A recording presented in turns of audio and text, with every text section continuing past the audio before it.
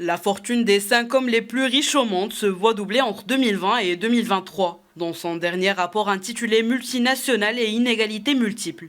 L'ONG Oxfam dénonce l'enrichissement des milliardaires.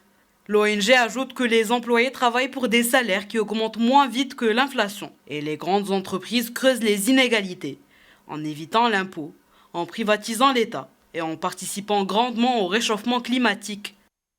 Nous avons vu depuis 2020, et c'est pourquoi nous l'appelons la décennie de la division. Les milliardaires ont ajouté près de 3 000 milliards de dollars à leur richesse. D'un autre côté, 800 millions de travailleurs dans le monde n'ont pas été en mesure d'obtenir des salaires correspondant à l'inflation. Il s'agit donc d'une combinaison de facteurs qui concernent essentiellement, dirions-nous, la manière dont ces entreprises monopolistiques contrôlent le marché, éludent les impôts, pressurent les travailleurs, pillent la terre nourricière et privatisent les ressources de l'État. La réunion du Forum économique mondial à Davos verra toute la semaine le rassemblement de plus de 800 chefs d'entreprise et 60 chefs d'État et de gouvernement à l'occasion de conférences et de rencontres informelles.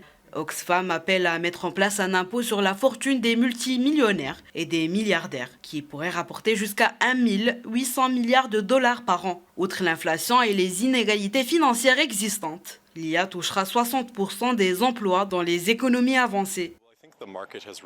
Je pense que le marché vient de se réveiller en 2023. Tout le monde a pu faire l'expérience de la dernière génération d'IA. Il s'avère que les consommateurs l'adorent. Elle crée des expériences de produits vraiment magiques, des efficacités vraiment profondes et tout le monde se demande maintenant comment l'adopter. Que faire? Comment transformer notre produit? Comment transformer notre façon de travailler?